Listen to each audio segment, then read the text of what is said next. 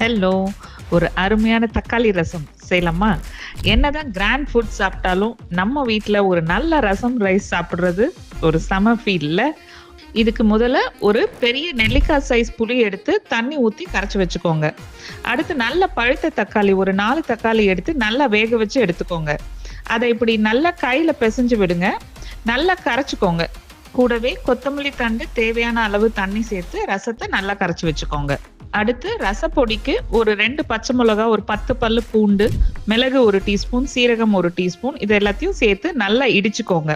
இப்ப கரைச்சு வச்ச ரசத்த அடுப்புல வச்சு கொதிக்க விடுங்க. இது கூட மஞ்சத்தூள் ஒரு 1/4 டீஸ்பூன், உப்பு, அப்புறம் நம்ம இடிச்சு வச்ச ரசப்பொடி, கொத்தமல்லி இதெல்லாம் போட்டு கொதிக்க விடுங்க. அடுத்து எண்ணெயில கடுகு, உளுத்தம்பருப்பு, காஞ்ச மிளகாய், கருவேப்பிலை, பெருங்காயம் இதெல்லாம் போட்டு தாளிச்சு விடுங்க.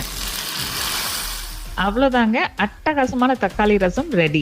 இத அப்படியே ரைஸ் கூட போட்டு ஒரு பொட்டேட்டோ ஃப்ரை வச்சு சாப்பிட்டா செம போங்க. கண்டிப்பா ட்ரை பண்ணிட்டு சொல்லுங்க. ரெசிபி சேவ் பண்ணிக்கோங்க. இந்த மாதிரி ஈஸி டேஸ்டி ரெசிபீஸ்க்கு சேனல ஃபாலோ பண்ணுங்க.